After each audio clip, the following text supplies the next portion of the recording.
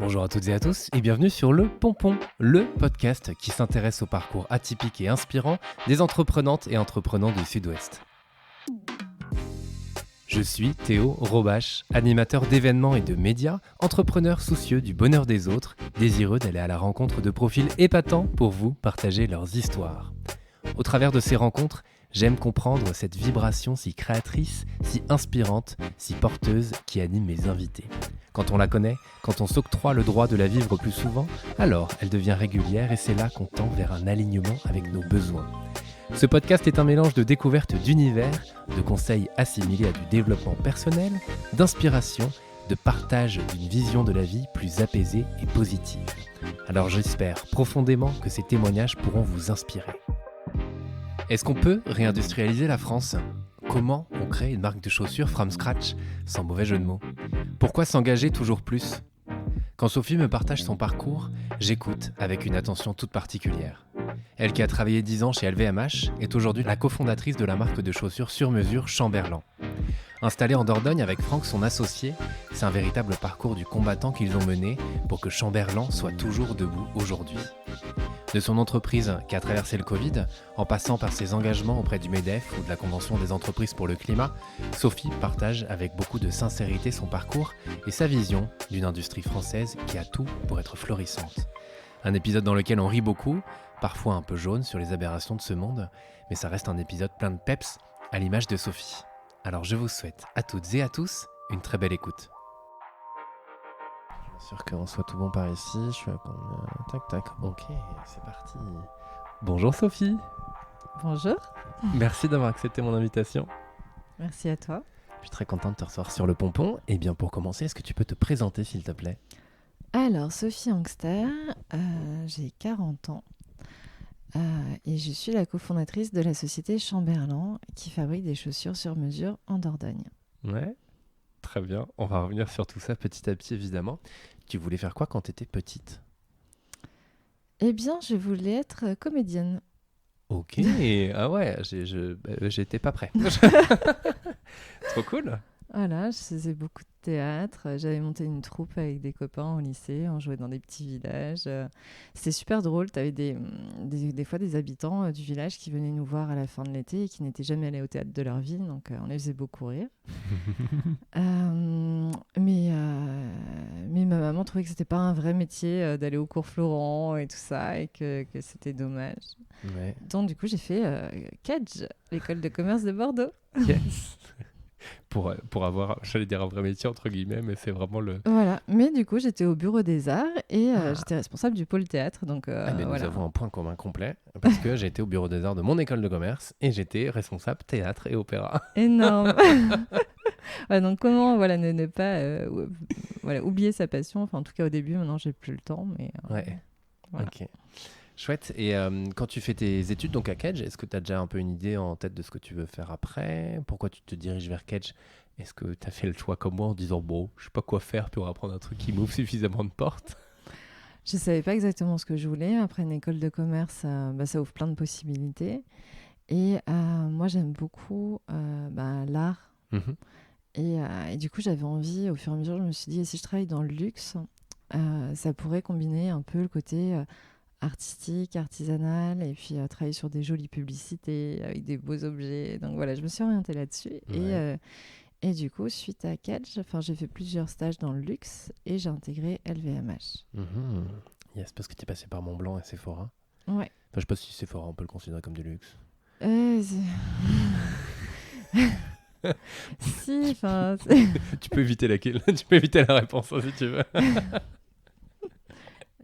Sephora distribue des produits de luxe accessibles. Exactement. Des maisons dans lesquelles j'ai travaillé après. Ok, parfait. Et donc, dans les maisons dans lesquelles tu as travaillé après, donc comme tu dis, 10 ans chez LVMH, sur des parfums à chaque fois. Ouais, moi j'aimais beaucoup le parfum parce que tu as ce côté... En fait, c'est hyper difficile de choisir un parfum. Quand tu vas dans une parfumerie, tu as des milliers de parfums différents. Donc, qu'est-ce qui fait que tu vas aller vers un parfum en particulier ? C'est comme un jeu de piste, en fait. Tu as une belle pub à laquelle tu t'identifies. Après, tu découvres le flacon. Après, tu découvres le parfum. Enfin, tu vois, il faut en fait le bon chemin pour guider les bonnes personnes au bon parfum. Ouais.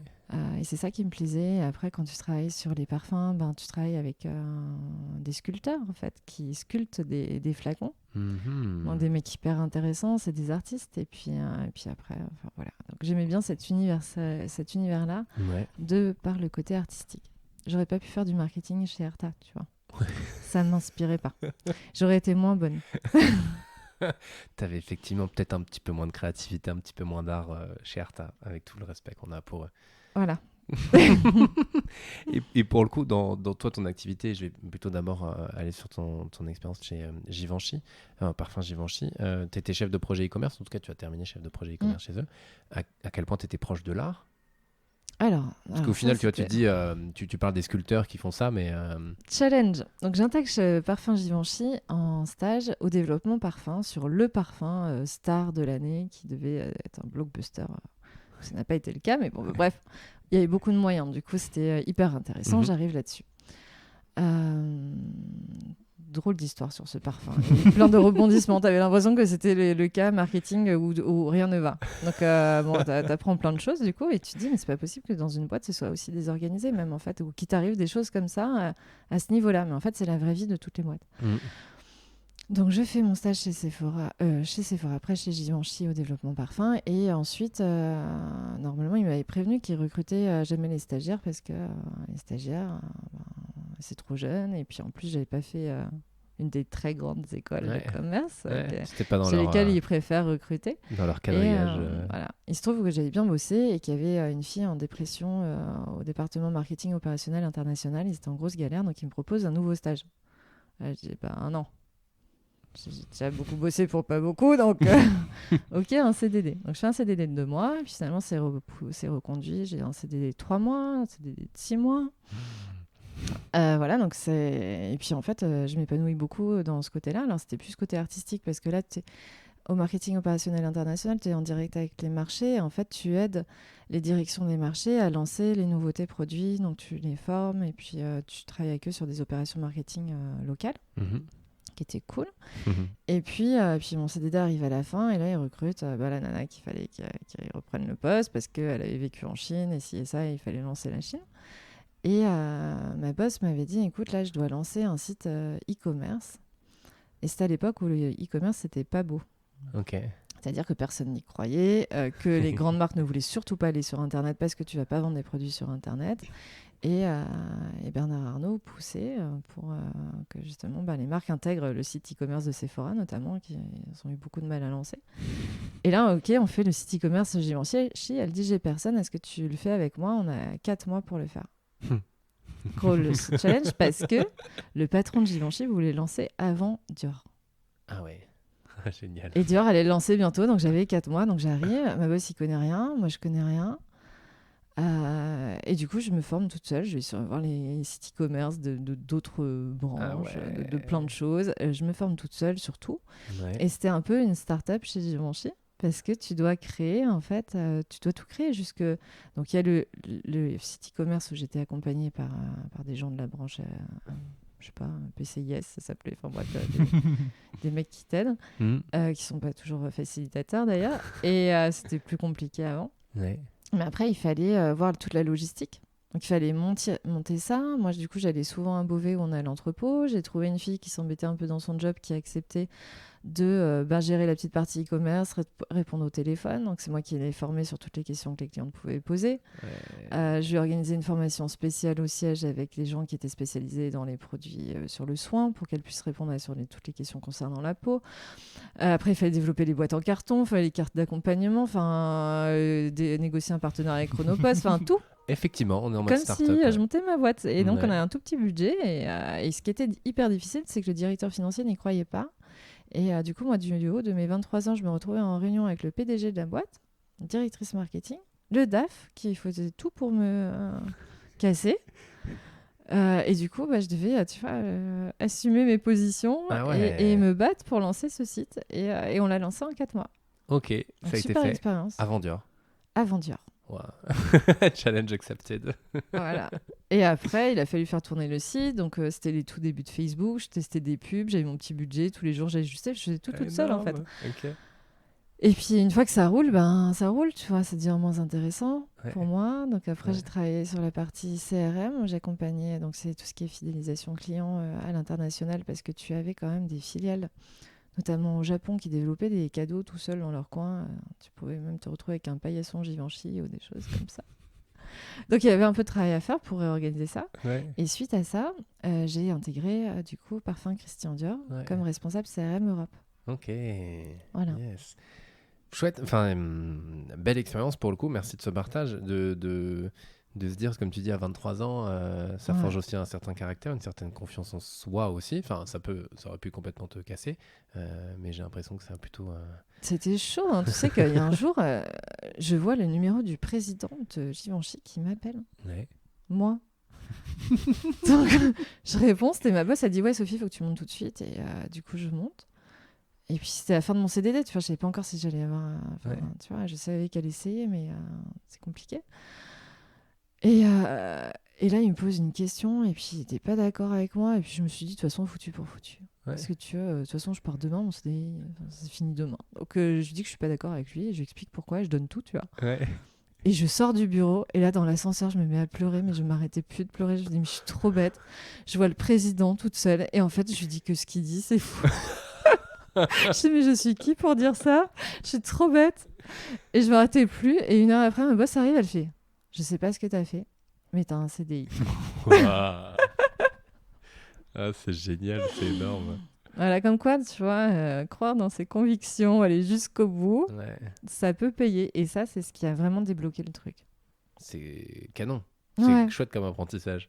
Mais non, mais puis après, pour la suite aussi, dans ce que tu as créé, de se dire effectivement, quand tu es persuadé de ce que tu as en tête, de ce qui te tient à cœur, de tes valeurs, de tout ça, si t'en démords pas, ça peut être dur. Donc là, c'était dur dans l'ascenseur, mais après... je me suis dit que j'étais après, à moyen long terme, ça peut apporter de belles choses, quoi. Ok, trop chouette. Et donc, tu es resté, comme tu disais, 10 ans chez LVMH. Au bout de 10 ans, il se passe quoi? Alors, du coup, chez Dior, j'ai eu une création de poste, donc sympa. Et puis après, j'ai eu un bébé. Et j'ai rencontré Franck, mon futur associé, à la crèche de mon fils, le jour de la fête de la crèche. La fameuse. Voilà, donc j'arrive de chez Dior avec des talons improbables dans lesquels j'avais super mal aux pieds. Et il me dit, mais comment c'est possible que des femmes aient encore mal aux pieds aujourd'hui? Comment c'est possible qu'on ne soit pas capable de faire des chaussures sur mesure alors qu'on est capable de personnaliser jusqu'au rétroviseur d'une voiture? Et je me dis, mais c'est vrai, c'est pas bête. Et on discute comme ça, et il me dit, on pourrait faire des chaussures sur mesure avec un smartphone. Enfin bon, il part dans un délire, moi aussi. Et puis la fête se finit, et puis après c'est l'été, et puis t'as plus de crèche pendant 1 mois, et pendant 1 mois, je pense à ce projet, à ce mec, et je dis, ouais, en fait, il y a une super idée, quoi. Et moi, j'avais fait le tour chez Dior, il fallait que je change, tu vois. Donc, je le guette à la sortie de la crèche en septembre, et je lui dis, écoute, je pense que t'as une super idée. Moi, j'ai des idées aussi, est-ce qu'on peut en parler? Donc, on prend un café tous les deux, et puis on se dit, ok, on va se donner 4 mois pour étudier le projet, et voir si c'est possible ou pas. À la fois le business plan, parce que voir aussi, il me dit, si personne ne le fait, c'est peut-être qu'il y a une raison. Et puis après, dans quelle mesure... Tu as un point. Voilà, tu vois, je dis oui, ok. Je note ton point. Et après, dans quelle mesure on est capable de bosser ensemble, dans la mesure où on ne se connaît pas. On s'est parlé une fois. C'est énorme. Et voilà, quand tu montes ta boîte avec un inconnu. Donc fin décembre, on se dit, ok, on y croit, on y va. Et lui, il faisait quoi alors pour le coup? Parce que on attend pas quand, mais rapidement, lui, il était gestionnaire de fonds dans des banques privées. Ok. Ouais, bien différent, quoi. Puis pas du tout, enfin, tu me diras, non, vraiment pas du tout sur le secteur dans lequel vous allez derrière, après, quoi. Pas du tout. Mais bon, un gestionnaire, c'est déjà pas mal. Normalement, c'est quelqu'un et puis, il connaissait du coup, le côté financier, stratégie aussi, parce qu'il analysait beaucoup les marchés, tu vois. Donc on se lance, et puis tu vois, un côté un peu plus prudente, je me dis, on va fabriquer les chaussures sur mesure, on va trouver un atelier pour les fabriquer. Et Franck, il me dit, mais non, c'est vachement mieux d'avoir son propre atelier, ça crée de la valeur ajoutée. Je fais, ok, bon, je vais quand même appeler des fabricants pour voir. Et j'appelle, je pense, tous les fabricants français. Et je tombe sur des vieux monsieur, pas très open. Et ils me disent, en plus ils me parlent comme ça, ils me disent, mais ma petite dame, c'est pas comme ça qu'on fait des chaussures. Il dit, on va pas faire un pied droit, un pied gauche différent. Il dit, moi, si vous voulez, je vous fais des ballerines en 37 en noir, il n'y a pas de souci. Je dis, ouais, mais c'est pas le projet. C'est pas le projet de faire des ballerines noires en 37, il y en a qui le font très bien, et on va leur laisser ça, tu vois. Si c'est pas un projet innovant, moi ça m'intéresse pas. Donc je raccroche et j'appelle Franck et je dis en fait personne ne veut le faire. Il fait on s'en fout, on crée notre propre atelier. Okay. Ça doit pas être si compliqué. Bon, c'est là où il s'est gravement trompé parce que c'est pas si compliqué, c'était super compliqué. Et alors tu dis t'as appelé plein d'ateliers, t'en as appelé combien? Parce qu'il y en avait combien en France à ce moment-là? J'ai appelé, je sais pas, 15, 20 bonhommes. Ok. Voilà. Oui, donc ce qui est pas non plus énorme. Non. Enfin, en fait, parce qu'on viendra après, on y parlera un peu sur l'industrie en France, mais ce qui était déjà pas énorme à l'époque, quoi. Non, il y avait déjà rien, et puis après, voilà. Et toi, dans les retours que t'as, dans les fameux ma petite dame, c'est pas comme ça qu'on fait. Toi, tu le vis comment en fait ça? Je me dis que c'est des vieux grincheux, quoi. Ok. Et non, et puis après, je me dis aussi que c'est pour ça que l'industrie de la chaussure, elle en est là.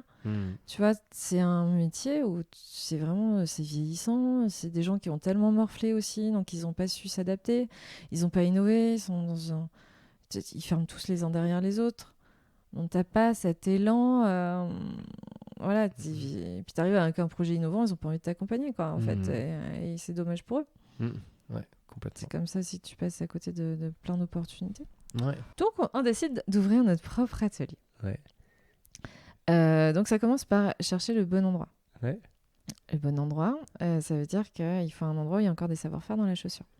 Donc, on étudie on regarde du côté de Romans-sur-Isère, parce que tu as encore le panneau quand même capitale de la chaussure sur l'autoroute. Je pense qu'il devrait le retirer. On enverra un courrier à la mairie de Romans-sur-Isère. Mais la blague. En fait, on les a contactés. Je te promets que personne nous a répondu. C'est la seule région où on n'avait pas de réponse. Et d'ailleurs, plus tard, tu vois, on a racheté un atelier là-bas. Et on a rencontré, je crois, la maire de Romans-sur-Isère qui était désolée qu'on ne soit pas chez eux. Elle me dit, mais c'est dommage. Je dis, mais à l'époque, personne ne répondait et elle était furieuse. Donc, je pense qu'il y a des gens qui n'ont pas fait bien leur travail. Parce que maintenant, ils ont envie de relancer justement la chaussure. Mais je pense qu'on arrivait à un moment où ce n'était pas ça. Et quand tout ferme, tu sais aussi, c'est dur. C'est une ville. Quand tu te balades, tu as la moitié des magasins qui sont vides. C'est dur. Ouais.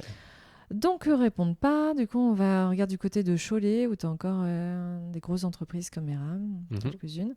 Et du côté de Limoges. Et alors, c'est pas bien de dénigrer. Et bon, disons qu'il y avait de meilleures énergies en Dordogne. Ouais, voilà, tiens, tu peux l'apporter positivement. De vraiment meilleures énergies en Dordogne parce que, en soi, rétroactivement, je me dis, le bassin d'emploi était quand même meilleur à Cholet, on aurait moins galéré. Mais en Dordogne, on était accueillis les bras ouverts par tout le monde. Ok. Et tu vois, aujourd'hui, moi, je me sens périgourdine, tu vois, je me sens pas parisienne ou picarde d'avant. Alors qu'à Cholet, on était vraiment des étrangers, quoi. On était les Parisiens, ça se voyait. Et en plus, moi, j'avais le malheur d'être blonde, c'était encore pire. Donc voilà, donc on y allait, on s'est dit, bon, voilà, on sera toujours des étrangers. Et c'est très bizarre de ressentir ça.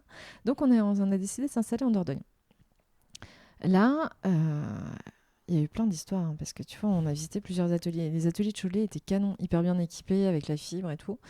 Et du coup, le sous-préfet de Nontron, la commune où on s'installe, nous invite à dîner.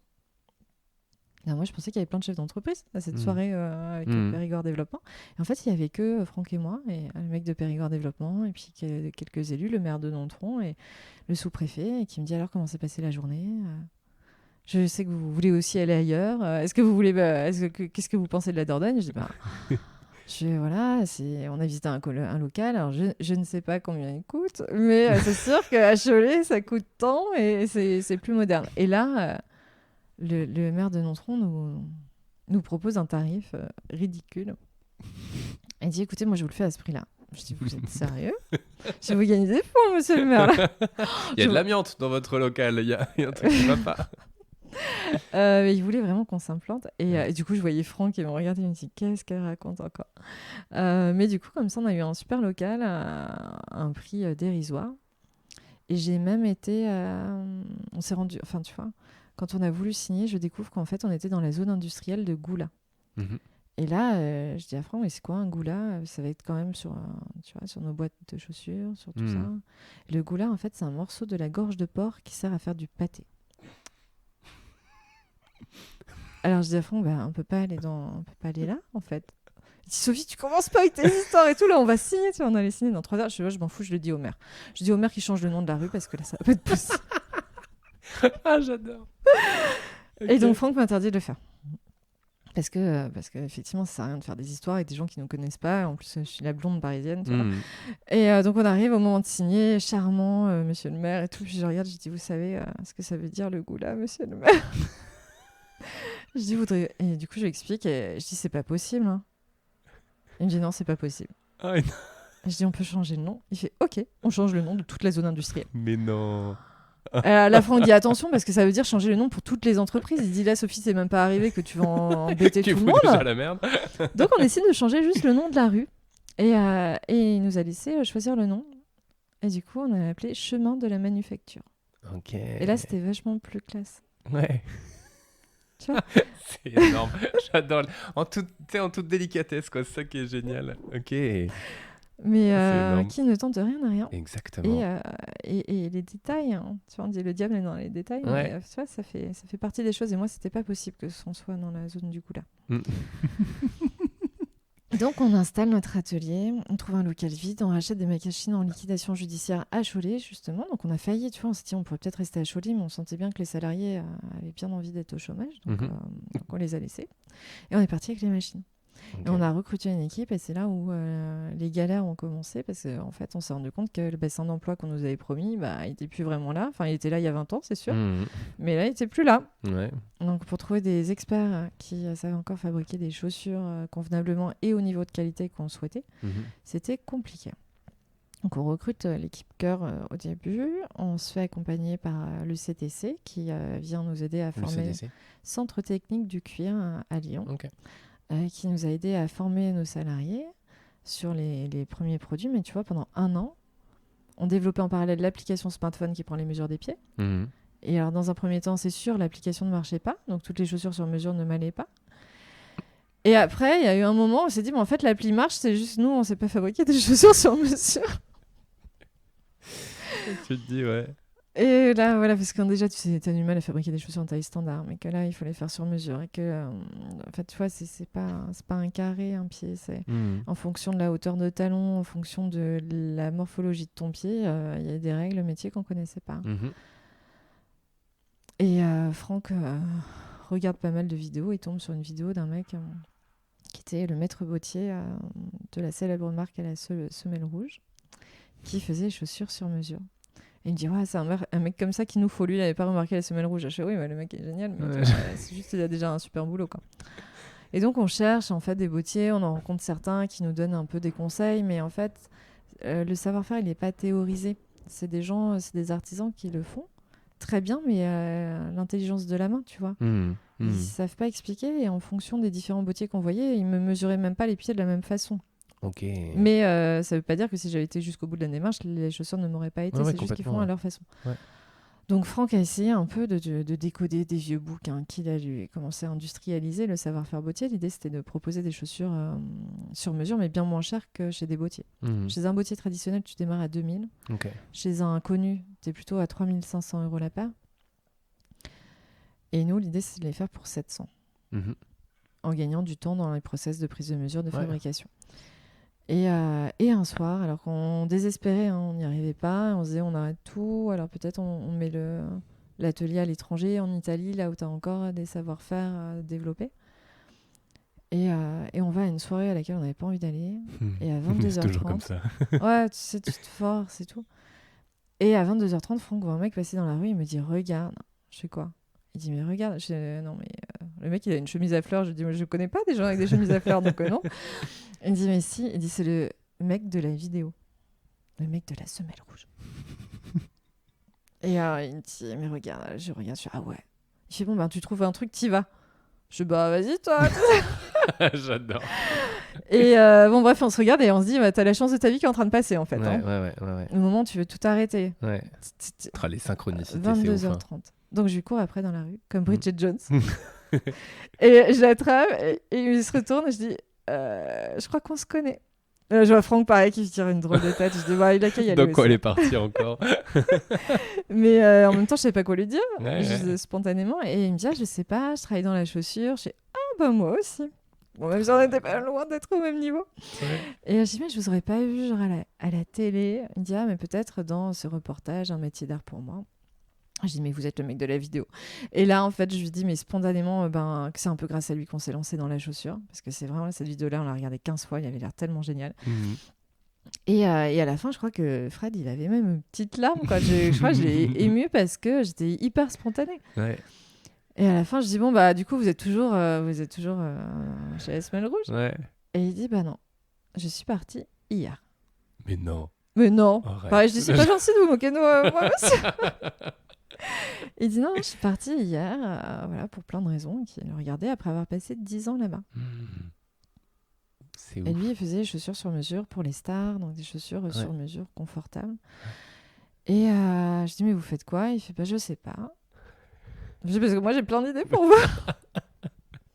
Et bon, bref, on se quitte comme ça. Et le lendemain, je me souviendrai toujours, tu vois, j'étais à la poissonnerie et le mec m'envoie un message sur Facebook, genre, il va être mon ami. Je savais plus combien de crevettes je voulais. J'arrivais plus à répondre au poissonnier, j'étais bloquée, j'ai dit, waouh. Du coup, je dis oui, que j'ai besoin d'être l'ami de Fred. Ouais. Et je lui envoie un message et je lui propose de venir déjeuner le mardi d'après. Et il dit oui. Qu'il arrive en moto, tout ça. Et je vois arriver, je dis, du coup, merci, j'imagine que vous êtes très sollicité. Parce que c'est une star, hein, Fred. Il me dit oui, il y a des gens du monde entier qui m'écrivent. Il dit, je peux pas répondre à tout le monde. Mais là, c'est la première fois qu'il y a une blonde qui me court après dans la rue pour me dire qu'elle s'est lancée parce qu'elle m'a vue à la télé. Ah, yes. Donc il vient un peu curieux, on discute ensemble et puis là on lui montre nos chaussures qui étaient des jolies chaussures, mais tu vois il y avait des petites imperfections qui faisaient que c'était pas des chaussures de luxe. Donc on avait atteint les limites de ce que vous pouviez faire vous-même, quoi. Et en plus les chaussures sur mesure c'était pas encore tout à fait ça. Donc il dit écoutez, je veux bien venir à l'atelier et puis on verra. Fred se lève tôt, il prend le train de 6h du matin avec nous qu'on prend toutes les semaines. À 9h30 on est à l'atelier. Et là, au bout de 5 minutes, il était assis avec un marteau, des clous, et il montrait qu'il a déjà résolu 3 problèmes. Là là, moi j'étais amoureuse. Avec Franck, on se regardait, on se disait, oh là là, comment on va faire? Et il passe 2 jours avec nous, on le chouchoute, on l'amène manger des bons plats du Périgord. Et on passe vraiment 2 jours magiques avec lui, toute l'équipe l'adore. Et à la fin de ces 2 jours, il me dit, merci pour les vacances. Je dis, mais Fred, il dit non, mais il dit, moi je me suis éclatée. En fait, je pense qu'il a retrouvé peut-être aussi une passion à transmettre et tout. Et ensuite, il nous a accompagnés pendant 3 ans. Et il venait toutes les 2 semaines, 2 jours à l'atelier. C'est énorme. Énorme. C'est une belle histoire. Ouais, tellement de chance. Ouais. Il nous a sauvés, et puis il nous a beaucoup apporté. On s'est beaucoup amusés. C'est trop cool. Et grâce à lui, en fait, Franck passait des heures avec lui à essayer de comprendre comment Fred travaillait. Et moi, j'adorais parce que dans mon étude concurrence, au début, j'avais appelé l'atelier où travaillait Fred, mais il y avait 13 mois d'attente pour prendre les mesures. Et là, quand il était allongé par terre à chaque fois à prendre mes mesures, c'était mon kiff. Fred, il fallait attendre 13 mois. Enfin voilà, donc voilà, il nous a beaucoup apporté. On a fait plein de belles rencontres, tu vois. C'est vraiment, on n'en serait pas là aujourd'hui si on n'avait pas eu ces rencontres-là. Tu vois, la rencontre à la crèche avec Franck, le maire du village qui était sympa, Fred évidemment qui a été une rencontre dingue. Voilà. Mais c'est génial effectivement. À chaque fois tu dis c'est des rencontres, mais à chaque fois tu oses quand même toi. Ouais. Mais d'où ça te vient, ça? Je sais pas, mais ça s'est vraiment développé chez Chamberlain. En fait, avec Chamberlain, tu as un instinct de survie qui fait que, en fait, là, si je courais pas après Fred, la boîte a été plantée. Je me souviens d'une autre fois, on était encore une rencontre. On était invités à la région, à Bordeaux, à l'hôtel de région. Il y avait une conférence. Et on était venus exprès, puis tu vois, moi, on a beaucoup de travail, et Franck il me dit, ouais, on aurait mieux fait de rentrer bosser, quoi. Je dis, bon, comment je peux optimiser ma soirée? Et là, il y avait le rédacteur en chef des Échos qui était là, qui animait, et je dis, en fait, il faut que j'aille parler à ce monsieur. Alors, je le guette toute la soirée, il avait toujours, je sais pas, 10 personnes autour de lui, puis au bout d'un moment, je me dis, bon, j'y vais, quoi. Et donc, j'arrive avec ma petite flûte là, et je dis bonjour monsieur, il paraît que vous voulez écrire un article sur ma boîte. Et il me regarde, il fait bon. Et du coup, là, je pitch Chamberlain en 45 secondes, tu vois. Je donne tout et je me dis, de toute façon, j'ai rien à perdre. Et il me regarde, il me dit, ah bah c'est bien votre truc. Il dit, bah écoutez, je vous donne les coordonnées des journalistes, de 3 journalistes, vous leur écrivez, vous me mettez en copie et on va voir. Et 3 semaines après, on a eu notre article dans les Échos. Yes. Okay. Mais ça, je l'aurais pas fait avant. Tu vois, quand j'étais chez Dior, j'aurais pas. C'est une espèce d'énergie du désespoir que tu as aussi, tu vois. Dans ces cas-là, où tu te dis, ben, de toute façon, si tu sors pas tes tripes, si tu donnes pas tout, on va pas y arriver. Et est-ce que tu penses qu'on l'a que dans le désespoir, cette énergie-là ? Moi, elle se décuple. Amazon des Alains. Plus c'est chaud et plus plus l'énergie elle est là, plus elle vient, plus les tripes se mettent sur la table, quoi. Ouais, il y a un autre passage où tu vois, Chamberlain, on a failli fermer Chamberlain avec le Covid. Donc, on venait d'ouvrir une super boutique près de la place Vendôme, dans laquelle on a mis beaucoup d'argent. J'imagine, en plein Paris, ouais. Voilà. Donc, on avait l'espoir de la rentabiliser très vite. Tu vois, on l'ouvre novembre 2019, fin novembre. 10 jours, super. Des gens qui ne connaissent pas la marque, qui sont dans les hôtels à côté, rentrent, ils adorent la marque, ils en achètent 1, 2, 3 paires des fois. Puis après, tu as les grèves des retraites. Déjà à l'époque. Déjà à l'époque, ouais, c'était très dur. Et là, plus un métro dans Paris. Donc en fait, décembre, mort. Janvier, mort. Février, Covid. Mars, fermeture. Et nous, on venait de signer un très gros contrat avec des Chinois. J'étais allée pendant 3 fois en Chine en 2019. Et la commande tombe en janvier 2020 et il l'annule la semaine d'après à cause du pangolin qui était malade. Donc tu vois, tous nos espoirs de développement, la boutique fait 0 de chiffre d'affaires. Après, tu as les commandes chinoises annulées. Et après, on travaille beaucoup sur le mariage et plus de mariage. Donc très mauvaise stratégie. Ouais, oui, bon, pas. La stratégie était bonne de base, mais bon, il n'a pas été aidé. On fait quoi ? Donc on se confine en fait. Comme on était à Paris dans des petits apparts, mes parents me proposent leur maison de vacances près du Touquet. Et je propose à Franck de venir comme ça. Donc Franck vient avec sa femme, ses 2 enfants, mon mari, mon fils. On se retrouve à 7. Avec sa femme qui bosse, mon mari qui bosse, nous on est en train de perdre la boîte, il fallait faire l'école aux enfants, enfin l'enfer, quoi. On a failli s'entretuer pour de vrai. Et à un moment, il y a des gens de Dordogne qui m'appellent, le MEDEF, le département, ils me disent, Sophie, on a besoin de masques, il faut faire des masques. Je dis à Franck, ah bah ouais, on pourrait faire des masques vu qu'on peut plus faire des chaussures. Et dans un premier temps, il me dit, mais Sophie, tu vois la situation de réseau de la boîte, et puis il faut des masques pour les soignants, enfin il fait... On peut rien faire. Puis bon, on en discute, j'insiste beaucoup. Et puis au bout d'un moment, il dit OK. Il dit OK, on y va. Donc on prend la voiture. On fait 9 heures de route pour retourner en Dordogne. Ouais. On croise 50 voitures en 9 heures. J'imagine. Dingue. Ouais. Et on arrive face à une équipe terrorisée qui vient de passer 3 semaines à faire des barbecues et qui a un peu peur de revoir des gens. Quoi, aussi, hein. Oui, à ce moment-là, ouais, tu sais peu, pas. Voilà. Et sachant que les piqueuses ne pouvaient pas travailler parce qu'elles s'occupaient de leurs enfants. Et pour piquer des masques, c'est mieux d'avoir des piqueuses. Mais on s'est dit, le coupeur, le monteur, c'est des gens qui ont un savoir-faire. Ils peuvent très bien, certainement, faire des masques.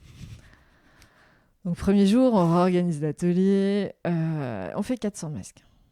Moi, j'étais contente. Et c'est là où Franck est très fort. Et il me dit, ouais, non, mais Sophie, qu'est-ce que tu veux faire avec 400 masques ? Il dit, à ce moment-là, il dit, OK. Il dit, tu veux y aller, on y va. Mais on y va grand, quoi. C'est ça à dire quoi, là. Il dit, j'ai trouvé 10 machines à coudre en liquidation judiciaire, on les achète. 3 000 €. Mais on n'était pas loin il restait pas loin de 3 000 € sur le compte. Hein. Ouais, donc, ouais. je lui dis. Un peu qui tout double, quoi. Oui, puis après tout, de toute façon, 3 000 €, 0, c'est pareil. Ouais. Donc je dis OK, on achète une machine à coudre, j'appelle Pôle emploi et je dis à Pôle emploi que je recrute tous les gens qui veulent bosser. Ok. Hyper efficace Pôle emploi. J'appelle à 10h. 10h30 l'annonce en ligne. Je te promets qu'à 11h, j'avais des gens sur le parking. Énorme. Et là, on recrute tous les gens qui veulent bosser. Donc le mardi, on est 4. Le jeudi, on est 8. Le lundi d'après, on est 16. Et la semaine d'après, on a dû changer d'atelier. L'atelier était devenu trop petit. On était 40. À fabriquer des masques. Et on travaillait du coup en 2-8. Et Franck et moi, tous les matins, on était sur le parking de 5h jusqu'à 22h. 6 jours sur 7. Donc on était un peu fatigués. Mais il fallait une sacrée énergie parce que là, tu fabriques des masques et donc tu as un coût, tu es limite à la seconde près. Parce que si les mecs s'endorment, qui mettent trop de temps à fabriquer les masques, tu perds de l'argent. C'était pas le but. Donc j'avais dit que je gérais l'équipe du matin et que Franck gérait l'équipe de l'après-midi et je disais à l'équipe du matin qu'on allait être plus fort. Donc Ouais. j'ai challengé comme ça. Ouais. J'avais acheté une enceinte chez Lidl et on mettait Shakira le matin. Donc Franck il dit mais t'es pas bien. Je dis mais attends, il faut réveiller tout ce monde-là et tout. Et c'est expérience extraordinaire où tu avais à la fois des gens, on avait eu quelques piqueuses qui piquaient avant des parapluies qui venaient d'être licenciées, qui étaient ravies de contribuer en fait à leur façon. Et après j'avais une monitrice d'auto-école indépendante, j'avais un photographe de sport qui n'avait plus travaillé depuis des mois et lui c'était très tendu pour lui pour manger à la fin du mois pour de vrai. Donc tu avais à la fois des gens qui auraient pu rester confinés chez eux mais qui avaient envie de participer et d'autres qui avaient vraiment envie de qui avaient besoin de travailler quoi. Et donc, du coup, on a donné du travail à des gens qu'on avait besoin. On a livré 5000 masques par jour à un moment donné quand on était en vitesse de croisière. Et il y avait des entreprises de Dordogne qui pouvaient réouvrir. Certaines nous envoyaient des fromages pour nous remercier. Enfin, c'était dingue, je faisais des distributions de fromage à 22h. Et ça a sauvé Chamberlain. Ok, c'est ouf. Voilà. Bravo. C'est énorme. D'y aller au Paris. Enfin, c'est... Ouais, c'est à la fois il y a ce côté culot Paris, enfin je sais pas quel terme employer quoi, mais c'est de se dire mais en fait effectivement tu parlais des tripes tout à l'heure et c'est de se dire en fait là on est au bord du précipice. Ouais. Okay, je disais à Franck, je fais attends, c'est pas un pangolin qui va tuer Chamberlain quoi. Ok, et alors après on continue sur cette chronologie très bien. Il y a un moment donné où j'imagine que vous arrêtez de produire des masques et la chaussure reprend. Enfin, comment ça se passe? Quelle est la transition? Parce que vous auriez pu au final investir dans le masque et puis au bout d'un moment, on n'en a eu plus besoin, en tout cas beaucoup moins. Mais faut reprendre une activité quoi. Alors, la transition ne se fait pas comme ça. Ouais, c'est ça le truc. C'est pas du jour au lendemain. Ok, merci. En plus, remercier les gens. Parce que voilà, entre fabriquer un masque et fabriquer une chaussure sur mesure, il y a quand même une légère différence. Non, ce qui s'est passé, c'est qu'en fait... Et c'est là où, tu vois, c'est dramatique, vraiment. En fait, pourquoi est-ce qu'on a été confinés jusqu'au 11 mai? C'est parce qu'on n'avait pas de masque en stock. Pourquoi on a été confinés jusqu'au 11 mai? C'est parce qu'on n'était pas capable de fabriquer après beaucoup de masques rapidement, parce que tu n'as plus d'industrie en France et que tout est à l'étranger. Quand tu veux te mettre à faire des masques comme on l'a fait, nous, en fait, c'est super simple. Tu sors des machines à coudre, tu achètes des machines à repasser et tu couds des élastiques après. Enfin, je veux dire, c'est ça. Mais il n'y a plus de machine à coudre. Et tu n'as plus de savoir-faire et tu n'as plus d'industrie. Parce que tout a été démantelé. Donc tu as vraiment, tu vois, dans la chaussure, mais c'est pareil, dans le textile, hein, tu avais 80 000 artisans dans la chaussure dans les années 70, on est 3500 aujourd'hui. Dans les 3500, c'est pas que des gens qui fabriquent. Textile, pareil. Et quand tu fermes des entreprises, les machines, elles partent où? Les machines coûtent cher, hein. Eh ben, elles partent au Brésil, elles partent en Tunisie, elles partent au Bangladesh, je sais pas où elles partent, mais loin.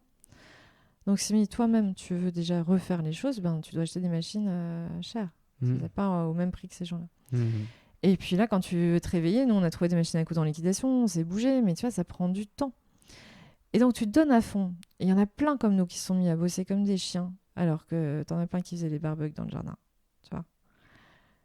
Et on l'a fait avec du cœur, avec du plaisir, on a donné toute notre énergie. Moi, j'ai pas vu mon fils plusieurs fois pendant 3 semaines d'affilée, je le voyais pas. Et du jour au lendemain, tu as les masques étrangers qui arrivent sur le marché. Et autant des chaussures Chamberlain à 350 €, peu de gens peuvent se les payer. Et je l'entends et c'est normal. Des masques en tissu lavable 50 fois que tu vends 2,20 € et on va te préférer des masques étrangers qui vont coûter 2 € ou 2,10 €. On parle de quelques centimes. Et bien même l'État a préféré acheter ces masques-là. Tu vois? Ouais. C'est pas choquant? T'as pas envie d'hurler quand tu vois ça? Ouais. Et nous, on a eu la présence d'esprit, tu vois, on a senti le vent tourner tout de suite. On avait des contrats en CDD jusqu'à fin juin, ça s'est passé début juin. On a eu 3 jours de prod et on a dit, ok, on arrête. On a convoqué tout le monde, on a dit, là c'est trop chaud, tout le monde au chômage partiel. Et après, fin du CDD, au revoir.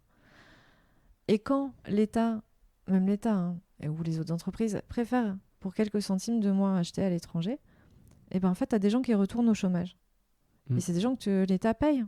Donc au final, tes masques étrangers te reviennent vachement plus cher. T'es quelques centimes. Parce que tu vas payer les mecs au chômage alors qu'ils avaient juste envie, c'était de bosser.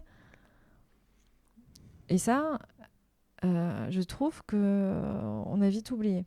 Et il y a des gens qui n'ont pas eu la présence d'esprit qu'on a eue et qui ont continué les masques en se disant c'est pas possible. Et ils avaient mis tout leur PGE dans l'achat de tissus. Ils se sont retrouvés avec des centaines de milliers de masques en stock.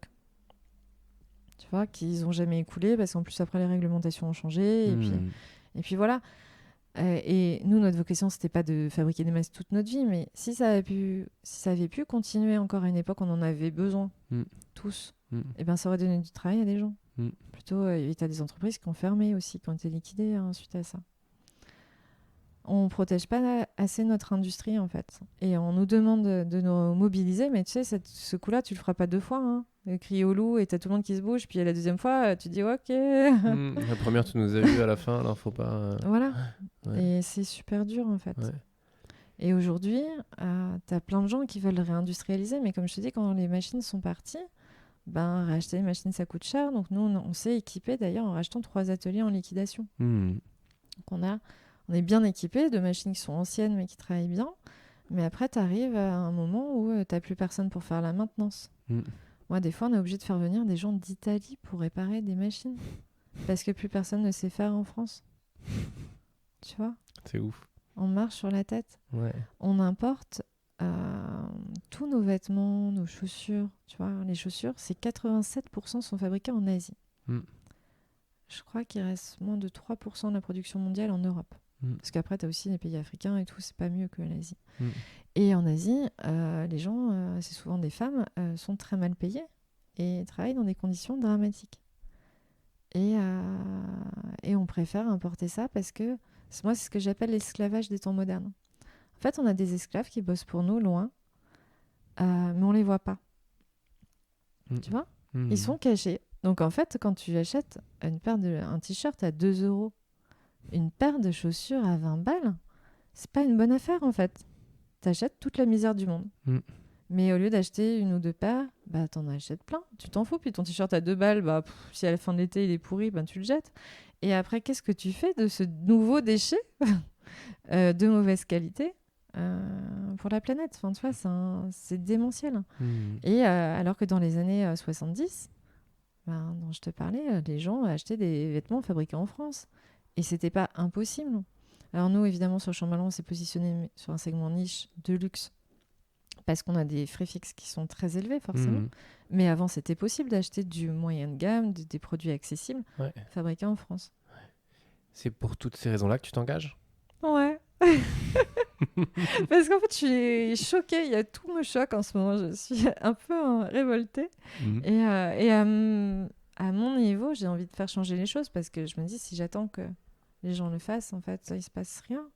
Et il faut que on se mobilise tous, en fait, pour changer les choses, pour pas entretenir ça, tu vois.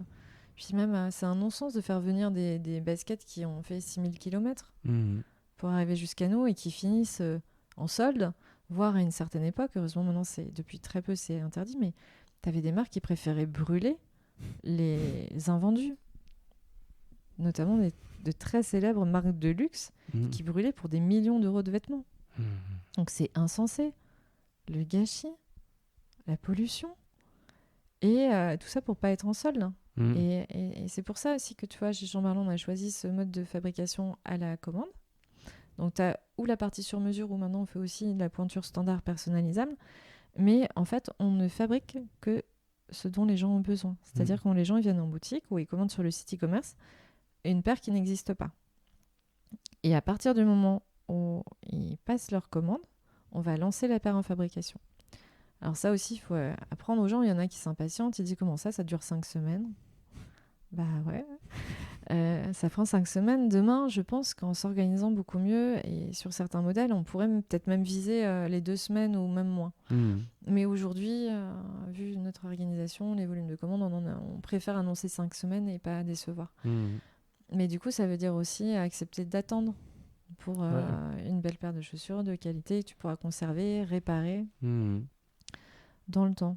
Et de ne pas être dans cette immédiateté, en fait, qui sont toutes les marques de fast fashion où tu prends, tu jettes, tu revends sur Vinted, mais en fait, ça alimente une surconsommation, tu vois. Et on réfléchit pas à ce qu'il y a derrière. Et je pense que c'est le devoir aussi de l'État, tu vois, de communiquer sur qu'est-ce que tu achètes. Tu vois, comme la transparence alimentaire que tu as de plus en plus, on l'est aussi sur nos vêtements.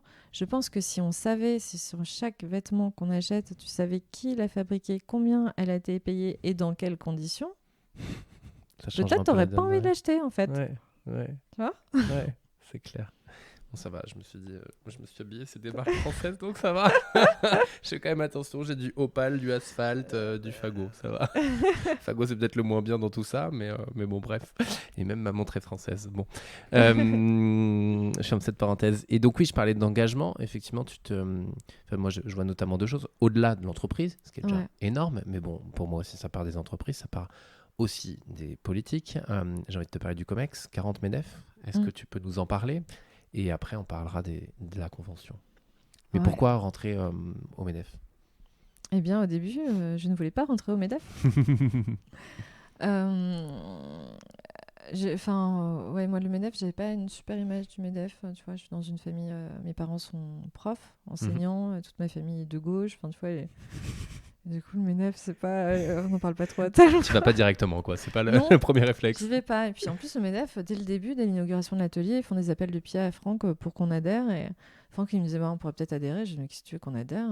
Je sais pas combien ça coûte, mais de toute façon, on fabrique une chaussure par mois, là. Qu'est-ce que tu veux qu'on fasse, quoi ? Donc, finalement, je les recroise plusieurs fois, des réunions, Dordogne et tout. Et puis là, le responsable m'explique tout ce qu'il peut faire pour les entrepreneurs, pour les aider, à un tarif extrêmement faible. Donc, je me dis, bon, rapport qualité-prix, ça va pas être sympa, pourquoi pas. Et le mec est sympa, donc ok, on adhère.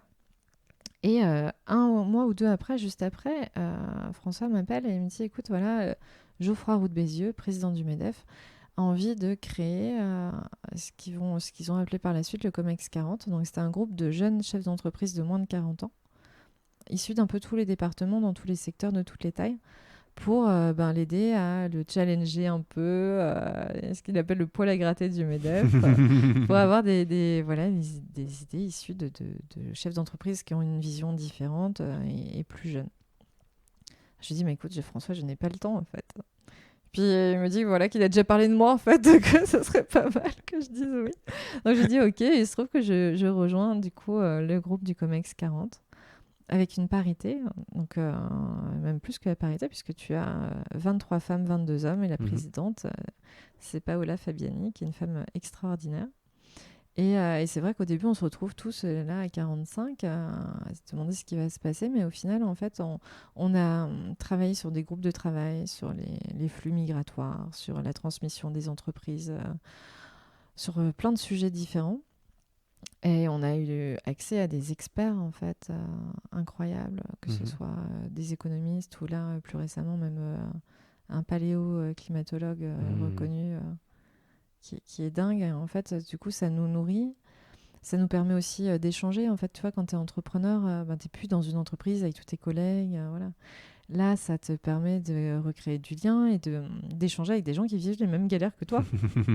Là, par exemple, pendant le Covid, on a un groupe WhatsApp qui était très, très, très utile.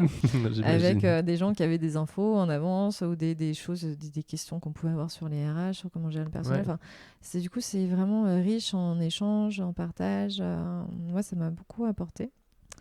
Voilà, et je suis aussi hyper investie maintenant au MEDEF Périgord, où je suis membre du bureau et où je m'occupe aussi un peu quand je peux du club des apprentis, qui sont les jeunes chefs d'entreprise de moins de 40 ans aussi, parce que développer le réseau pour un chef d'entreprise, en fait, ça le sort, en fait, et ça l'aide. Et moi, j'ai appris cette force du réseau au fur et à mesure, parce que quand j'ai quitté l'école de commerce, je n'ai pas du tout entretenu le réseau, à part avec mes copines de l'école. Et là, je me rends compte qu'aujourd'hui, Chamberlain, c'est grâce à ce réseau qu'on s'est constitué au fur et à mesure qu'on est encore là aujourd'hui, en fait. Ouais. Et alors, est-ce que, parce que donc, moi, il y a ce côté aussi, c'est génial que vous puissiez échanger entre vous, et à quel point ces échanges, ces rencontres, ces groupes de réflexion viennent être utiles plus largement. C'est utile parce qu'en fait, les notes qu'on produit sont prises en compte au niveau du MEDEF. Et après, on échange aussi souvent avec des députés voir des ministres.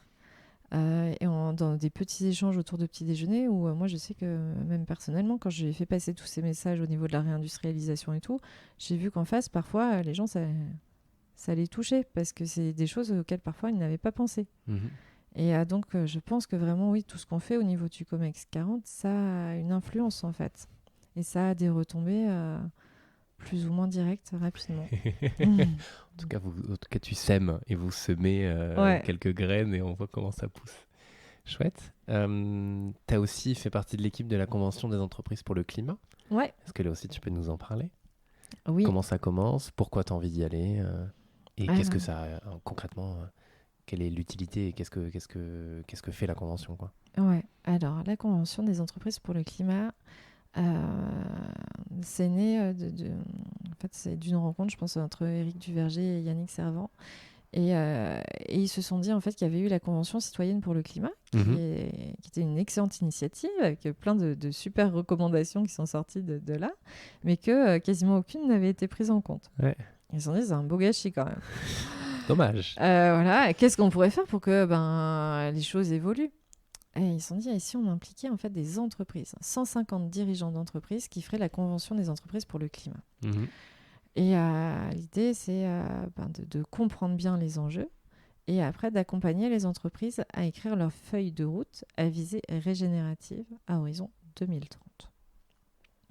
Alors. C'est très joli sur le papier. Très joli sur le papier. Moi, quand je le découvre sur LinkedIn, j'avais pas tout ça en tête, mais du coup, je m'étais dit, tiens, c'est cool, un truc sur le climat. Ça pourrait peut-être m'aider à améliorer ce qu'on fait chez Chamberlain, même si je me mets en mode première de la classe. Je fais déjà les choses très bien. Je fabrique déjà localement, sur commande. Donc, j'ai certainement à avoir 2-3 tips, ça va être cool. Mais laisse tomber. C'est pas du tout ça. J'arrive à la première session avec Franck. Du coup, on pouvait être 2. Donc, tu vois, 150 entreprises, 300 personnes. À chaque fois, une centaine de bénévoles pour accompagner les sessions. C'est un truc énorme. Et la première session qu'on a rebaptisée après un peu la claque, c'est vraiment une session qui est hyper dure, où tu as des experts du GIEC qui sont là, des scientifiques accessibles et incontestables, qui t'annoncent qu'en fait, tu vas pas pouvoir attendre 2050, qu'il faut vraiment se bouger maintenant pour essayer de se sauver d'ici 2030, et que là, il nous reste 2-3 ans à peine, en fait, pour essayer d'inverser, enfin même pas inverser la tendance, mais de ralentir la catastrophe qui va se produire. Et moi, je me suis pris vraiment une énorme claque parce que je pensais pas être bête et je pensais être assez au courant des choses. Et je me dis, pour que moi, je me prenne ça d'une telle violence, que je sois choquée comme ça de ce qui va arriver, j'ai eu l'impression, tu vois, qu'on me révélait un terrible secret. Je me dis, mais pourquoi c'est caché, ça ? Pourquoi on le dit pas plus fort ? Pourquoi on n'écoute pas les gens qui le disent des fois depuis les années 80, en fait ? Ce qui arrive, tu peux pas dire, on n'était pas au courant. Seulement... t'as ce côté où t'as l'impression que t'es dans le Titanic, qu'on est en train de tous faire la fête sur le bateau là, et qu'on va se le prendre l'iceberg. Mais alors là, d'une puissance. C'est tellement ça. Et du coup, stop, il faut arrêter. Et donc la Convention des entreprises pour le climat, la première session te fait prendre conscience de ça. Elle est très dure parce que tout le monde ressort de là très déprimé quand même. La vraie claque. Ouais, la vraie claque. Et donc t'as des sessions en plénière. Et après, tu as des sessions aussi en petits groupes, ce qui s'appelle les camps de base, pour justement t'aider à digérer ça et à le partager avec d'autres. Et ce qui se passe, c'est qu'après, dans ces camps de base, on t'accompagne pour écrire ta feuille de route. Donc, tu vas dire, OK, je reprends mon entreprise et par quel bout je commence pour améliorer les choses. Et là, moi, je découvre que Chamberlain, on était loin d'être si bien que ça, parce que dans les chaussures, tu utilises de la colle, les talons, comme toutes les marques, c'est enrobé en plastique. T'as des tiges en métal pour fixer les talons. Donc, en fait, quand les gens qui te disent que c'est complètement recyclable, oui. Difficilement recyclable. Du coup, il faut travailler aussi sur la durabilité, sur les matériaux que tu emploies et de ne pas tomber dans le greenwashing ambiant avec toutes ces faux cuirs de cactus, de pommes, de raisins, de tout ce que tu veux, qui sont en fait effectivement fabriqués en partie avec des plures de pommes, mais avec beaucoup de pétrole. Ouais. D'accord, et ça, on le dit pas. Ouais. Donc tu dis, ouais, c'est cool, je prends un truc vegan en mode salade de fruits. Bah non, c'est pas ça. Pas ça du tout, donc... Enfin Enfin voilà, donc... C'est le en mode salade de fruits qui m'a... Oui, et moi c'est ça, parce qu'à chaque fois, t'as un nouveau fruit qui tombe, en fait. Tu sais jamais lequel c'est. Et moi, j'ai trouvé ça cool au début. J'ai dit à Franck, mais tiens, pourquoi on ferait pas ça? Et quand il m'a expliqué et que j'ai découvert le truc, des fois, c'est vraiment des proportions, c'est plus de 70% de pétrole, hein, en fait. Enfin, parfois. Ouais. Ou des fois, c'est moins, mais dans tous les cas, t'en as. Donc, c'est pas l'alternative magique au cuir, loin de là. Le cuir qui est quand même la peau de bête que tu réutilises depuis la nuit des temps. Accessoirement. Donc, je reviens. Donc, tu vas dans ces camps de base où tu réfléchis vraiment à qu'est-ce qui serait bien pour que tu améliores tes produits. Voire même que tu arrêtes certaines choses. Il y a des gens, à l'issue de ça, qui ont décidé d'arrêter certains produits et qui travaillent au produit qui viendra le remplacer et qui sera beaucoup plus éco-friendly et qui, je pense, permettra même à ces entreprises, tu vois, de développer leur activité, de gagner des parts de marché. T'es pas forcément obligé d'avoir cette vision de décroissance, en fait, mais c'est juste une croissance différente. Qui contribue positivement à la nature. Et donc, le fait d'être dans des camps de base avec des chefs d'entreprise, moi j'étais avec des chefs d'entreprise qui ont des fois 5000 salariés dans des secteurs complètement différents. Du coup, tu te fais challenger par des mecs archi brillants. Et moi, je peux leur donner aussi des idées qu'ils n'auraient pas eues. Et donc, en phosphorant ensemble, tu vois, il y a une cohésion très très forte dans tous les camps de base. Et puis même, en fait, comme tu as 6 sessions, espacées à chaque fois d'à peu près 6 semaines, tu vois, c'est facile quand tu sors de la première session de te dire en fait c'était trop dur, je le mets de côté, puis business as usual. Bah là non, parce que dans 6 semaines tu les revois tes copains là. Et puis t'as pas envie non plus d'arriver en disant bah j'ai rien fait. Donc aussi tu te bouges aussi par rapport à ça, ça crée une émulation et puis et c'est un parcours dingue en fait. Dingue, moi ça m'a changé vraiment, comme je pense tous les participants. Et maintenant, l'idée, à l'issue de ça, on s'est dit, mais on ne peut pas rester juste 150 entreprises à être au courant. Et l'idée, c'est pas de le garder pour soi. Donc, on s'est dit, en fait, il faut essaimer et créer des CEC régionales partout en France. Et donc, moi, je suis en train de monter la CEC Nouvelle-Aquitaine avec une dizaine d'autres personnes super géniales, engagées. Voilà. Trop cool. Ouais. Et donc après, l'idée là aussi, tu parles des sommets, pardon, et c'est comme avec le MEDEF dont tu parlais tout à l'heure, c'est de faire du bruit en fait, et de pouvoir en faire auprès des institutions aussi, des autres entreprises, parce que comme je disais, pour moi ça passe aussi par les entreprises, par les citoyens bien évidemment, par les entreprises, mais aussi par le politique. Ouais, bah du coup, même pour la SEC, tu vois, il m'avait demandé d'interviewer au moment des élections Monsieur Mélenchon. Alors, n'étant pas disponible, j'ai eu Éric Coquerel. Et tu vois, même on a été tous assez perturbés parce que j'ai trouvé un mec super engagé. Tu vois, je ne suis pas forcément d'accord avec ses idées politiques, mais par contre, au point de vue de l'environnement, j'ai trouvé vraiment bien calé, beaucoup plus que d'autres. Pour le MEDEF aussi, j'ai interviewé des candidats à la présidentielle. Tu vois. C'est des expériences qui sont hyper enrichissantes, en fait, tu vois, d'échanger avec des politiques. Et pareil, pour la SEC, j'en ai parlé, j'ai eu l'occasion d'en parler avec notre président de région, Alain Rousset, qui est hyper sensible au sujet, qui est vraiment un président très engagé pour le climat. Et du coup, on est en relation avec ses équipes aussi pour nous aider en fait à avoir de la résonance auprès des entreprises du territoire de Nouvelle-Aquitaine et de former et d'accompagner le plus d'entreprises possible. Au début, on s'est dit on va en trouver 60 et là, on se dit mais en fait, allez, on va partir à 100 entreprises qu'on souhaite embarquer là. Et le parcours va démarrer en octobre. Donc, il reste de la place. Je le dis. Important de le dire. Voilà, mais il faut se préparer en fait, à s'investir vraiment.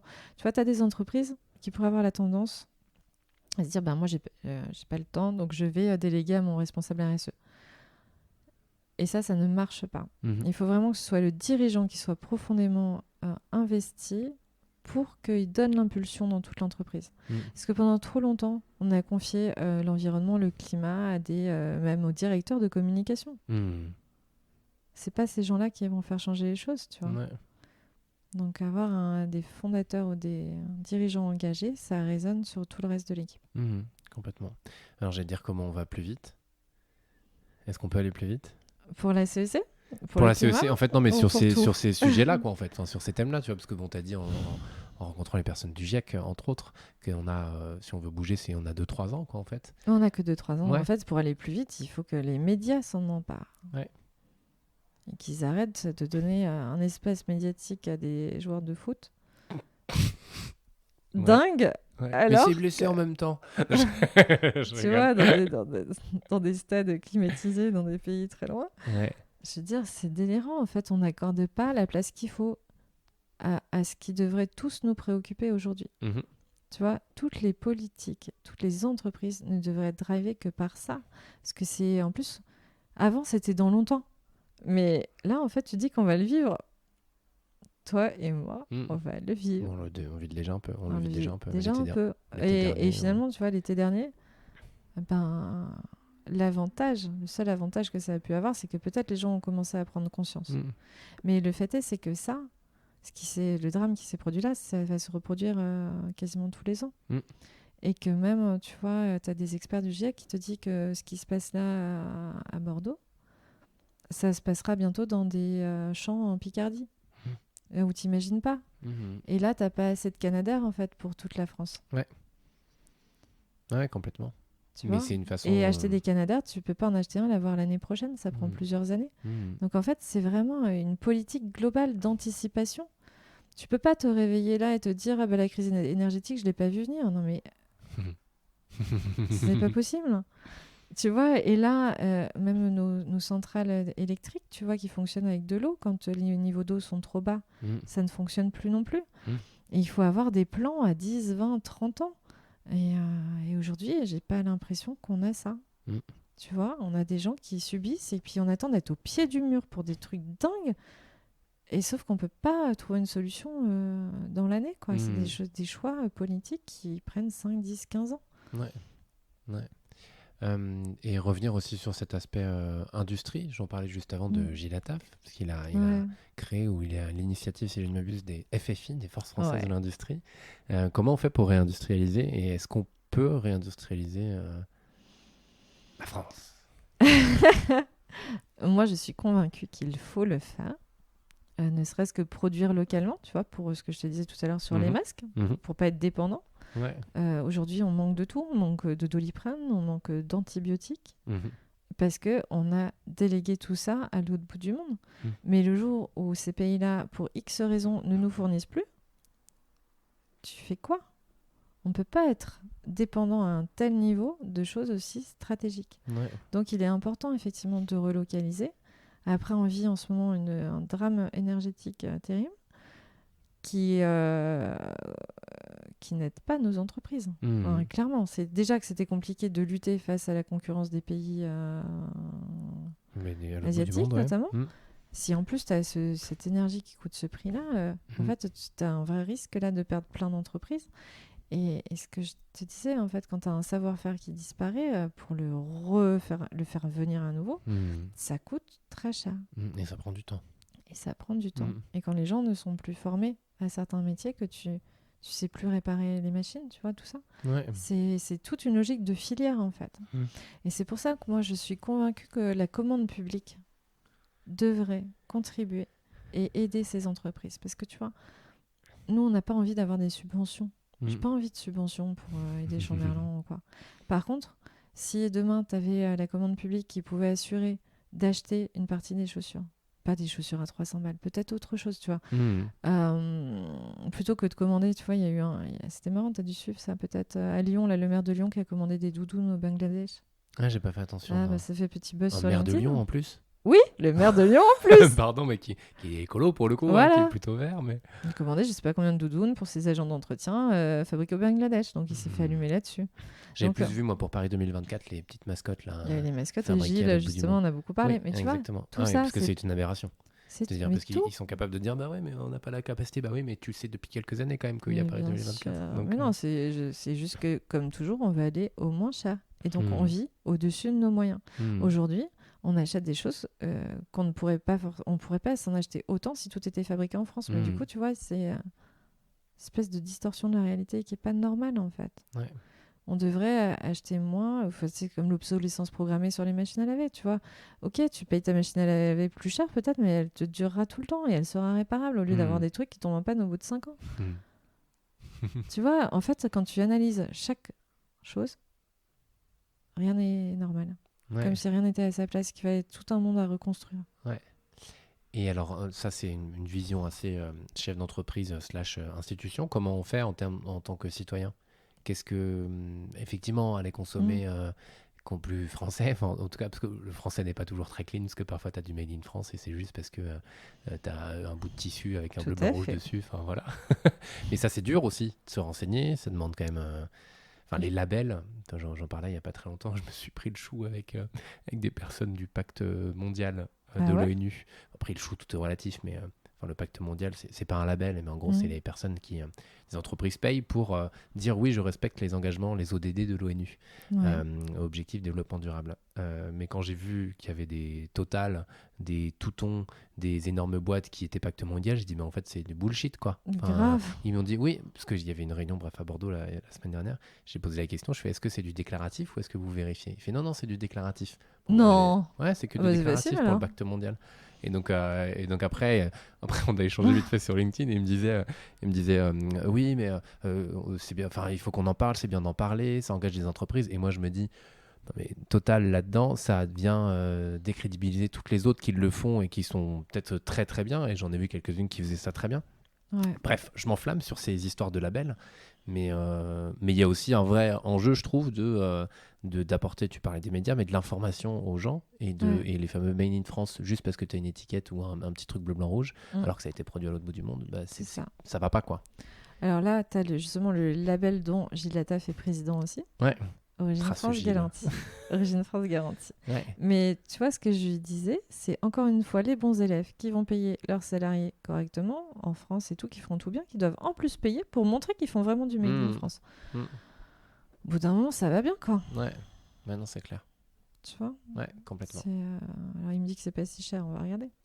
mais voilà, ça fait un coût additionnel. Quelque chose en plus, ouais, complètement. Tu vois, je trouve ça, c'est pas normal en fait.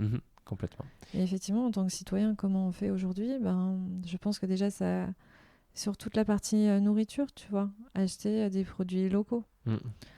Pas acheter des produits qui devraient pas être là, tu vois. En ce moment, acheter des tomates, c'est pas normal. Voir des fraises à Noël, c'est pas normal. Et à partir du moment où tu arrêtes d'acheter tout ça, les entreprises arrêtent de les produire. En fait, c'est aussi simple que ça. C'est que si on est assez bête pour acheter ça, et ça continue, si on arrête, ça s'arrête. Donc en fait, le pouvoir, il est chez nous, consommateurs. On fait ce qu'on veut. On arrête d'acheter n'importe quoi. Alors pour les vêtements, c'est un peu plus flou parfois, effectivement, même si de toute façon c'est facile, hein, quasiment tout vient de pays d'Asie, donc c'est compliqué de se démêler parmi tout ça en fait. Donc il y a les marques, certaines dont tu parles aujourd'hui, qui sont plus ou moins engagées. Et qui sont plus ou moins sincères aussi. Donc, mais après, c'est du temps, c'est se renseigner. Et là, je pense que prochainement, on aura aussi des étiquettes où on aura un peu plus d'infos sur la provenance et les conditions dans lesquelles les produits ont été fabriqués. Mais tu vois, je voyais une entreprise très connue qui s'engage pour la planète au niveau mondial et tout, qui fait des fringues et qui te dit qu'elle est contente que 30% des gens qui travaillent pour elle dans le monde et le minimum, c'est pas vital, mais c'est à peu près ça s'appelle ça en fait, pour vivre. 30%. Donc ça veut dire quoi ? Que le reste, les 70% qui restent, ils sont en dessous. Et ils te disent, c'est pas nous, parce que tu comprends, nous, c'est pas nos usines, c'est nos partenaires. Alors on les challenge, hein. Mais tu te fous de moi, quoi.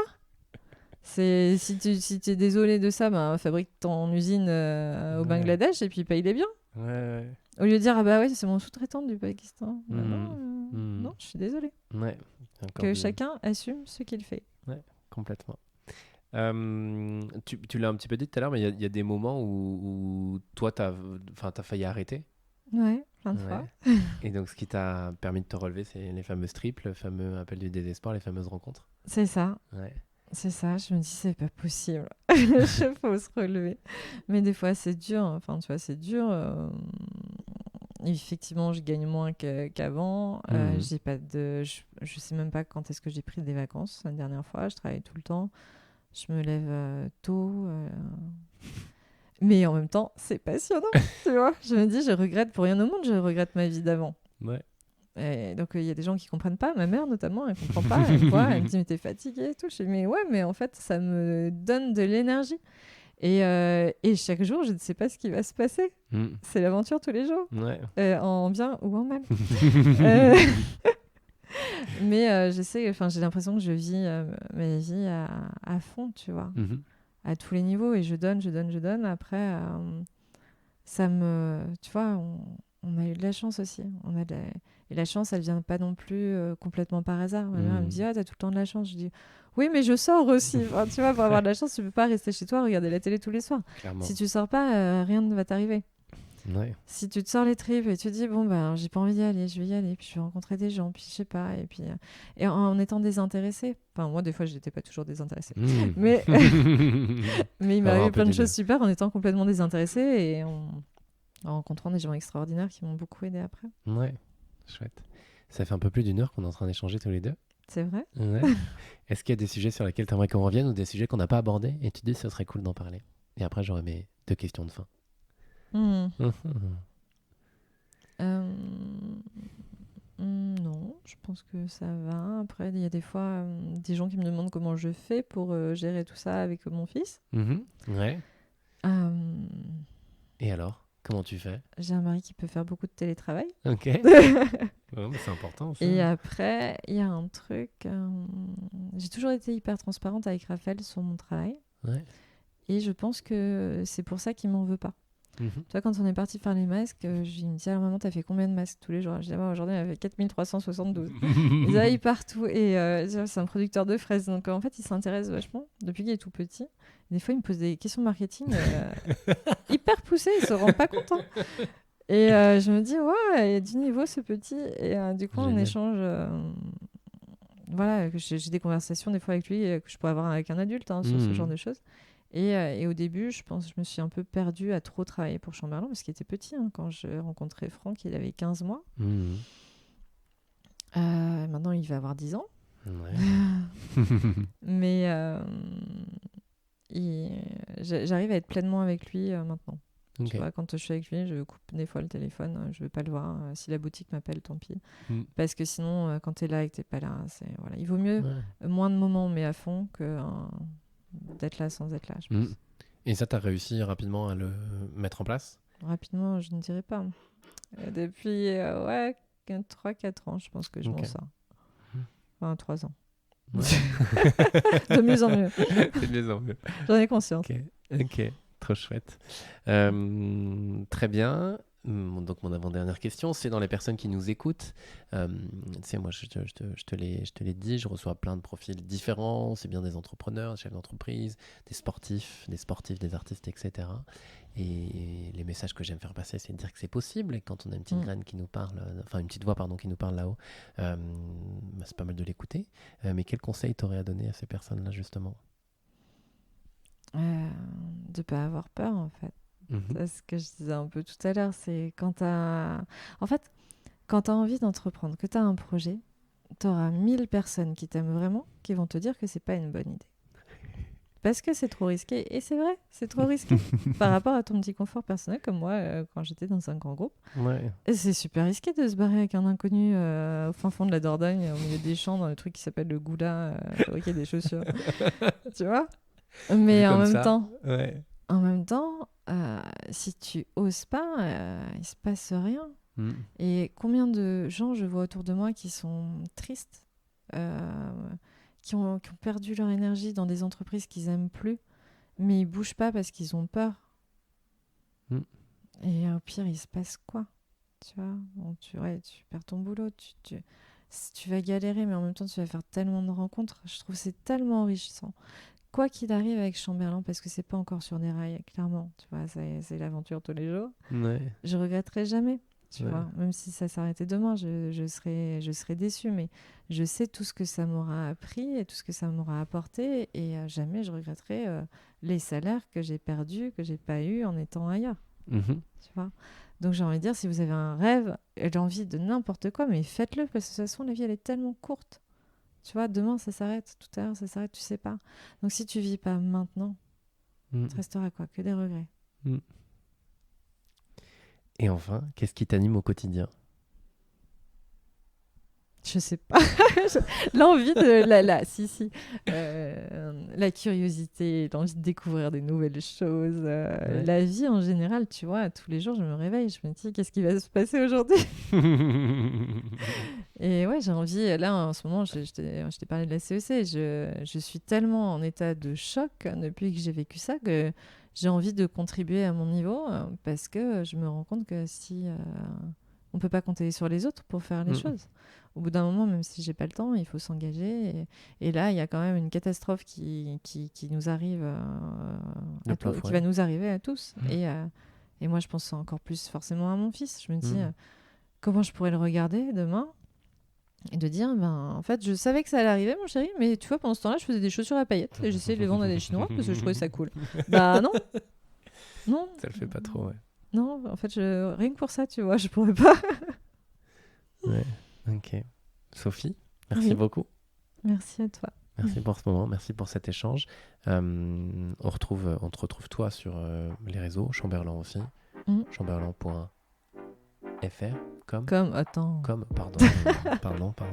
chamberlain.com, et puis à très bientôt. Ouais, merci. Merci à toutes et à tous pour votre écoute. C'est important de le répéter, consommons français. Et le beau produit français, celui qui est vraiment engagé, celui qui crée ou conserve des emplois, qui paie ses impôts en France et qui fait les choses un minimum proprement. C'est le cas de Chamberlain et je suis hyper content d'avoir reçu Sophie pour cet épisode. Je vous invite maintenant à le partager autour de vous. Le Pompon se fait connaître aussi et surtout grâce à vous. Alors abonnez-vous, mettez des étoiles sur votre plateforme d'écoute préférée, partagez-le autour de vous. On se retrouve très bientôt pour un nouvel épisode du Pompon et d'ici là, profitez bien de la vie et prenez soin de vous. À très vite.